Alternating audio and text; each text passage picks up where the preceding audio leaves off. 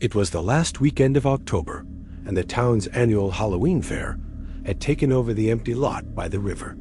Strings of orange lights hung between the stalls, flickering against the mist that drifted off the water. The smell of popcorn, wet leaves, and diesel from the generators hung heavy in the air. Among the crowd was a small group of friends: Emma, Luke, Tara, and Ben. They weren't kids anymore, but they had a habit of showing up at the fair each year just for the nostalgia. The kind of night that felt harmless, familiar: loud music, bad food, overpriced rides. They had gone through all the usual stuff: the haunted house, the Ferris wheel, the ring toss. It was almost midnight when they found the photo booth. It stood slightly apart from the main lights, near a row of unused storage tents. The booth didn't look new. Its red paint was chipped, and the curtain was faded almost pink. A handwritten cardboard sign on top said, "Free Halloween photos 4 shots. Keep your strip." Ben joked that free was a good enough reason, and they all piled inside, laughing and trying to squeeze into the small space. The machine flickered once, then came to life with an old-fashioned buzzing sound. The first 3 flashes were normal: funny faces, peace signs, Tara pretending to bite Emma's shoulder. The 4th flash was longer, almost like the camera had jammed for a second.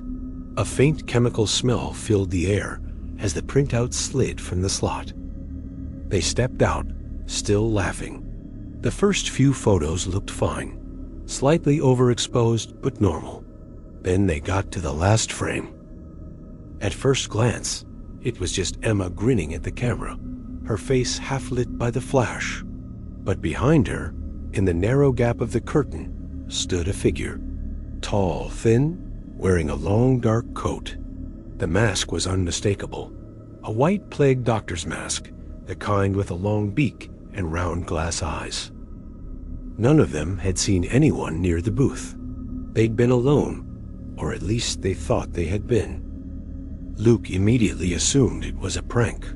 Someone from outside the fair trying to scare people. Tara laughed nervously and said whoever did it must have been hiding behind the curtain before they went in. Emma didn't laugh. She just kept staring at the photo strip.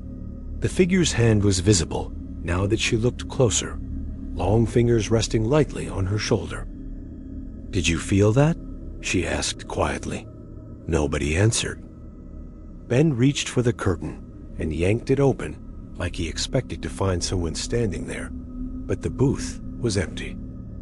The only sound was the soft hum of the generator behind the tents.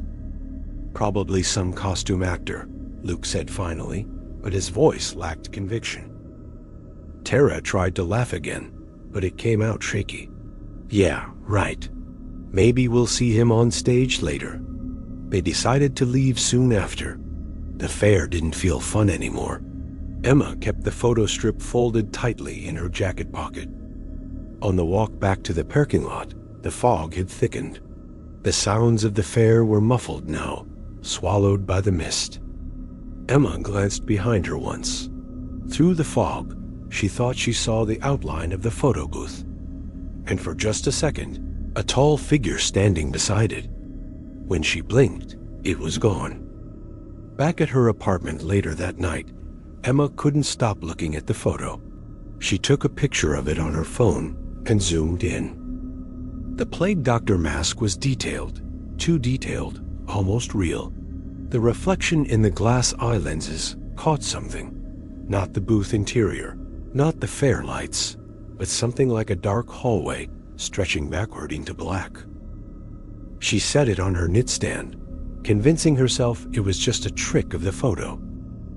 She tried sleeping, but kept waking up, thinking she heard a faint shutter sound, the mechanical click of a camera. By morning, her phone was dead. When she plugged it in to charge, she saw something strange in her gallery. 27 new photos, all taken sometime after 2 a.m. Every single one was black, except the last, a blurry shot of her bedroom door, half open, Later that day, when her friends tried to reach her, she didn't answer. By evening, Luke drove over to check on her. The lights were off. Her car still parked outside. The front door was unlocked. Inside, the apartment was empty. No signs of struggle, nothing missing. But on the kitchen counter sat the strip of photo booth pictures, perfectly flat and dry. The police filed the missing person report the next morning. The fair was already half dismantled, booths torn down, rides loaded onto trucks, vendors clearing out. Emma's friends stayed behind, giving statements, trying to piece together what happened after she left them. Luke handed over the photo strip to one of the officers. By then, the fourth picture had changed again. Emma was still missing from the frame, but in her place, there was something else. A faint silhouette, like a person standing just beyond the camera's flash. The edges of the figure looked wrong, blurred and almost liquid, as if it hadn't been captured by light at all. The officer bagged the photo carefully and promised to look into it. The group waited near the lot, watching the fair come apart piece by piece. That evening, the police called Luke back. They'd reviewed the fair's security cameras. The area where the photo booth had been was in frame the whole night. But what they saw didn't make sense.